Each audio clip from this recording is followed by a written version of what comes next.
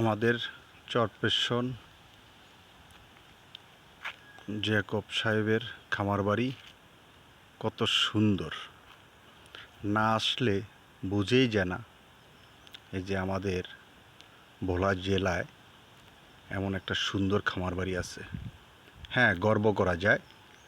অন্য অন্য জায়গায় আপনারা নিশ্চয়ই অনেক ঘোরাফেরা করছেন, কিন্তু আমাদের খামার বাড়িটা এত সুন্দর, অতুলনীয়। যদি কেউ না এসে থাকেন, সময় সুযোগ করে দেখে যাবেন। দেখেন।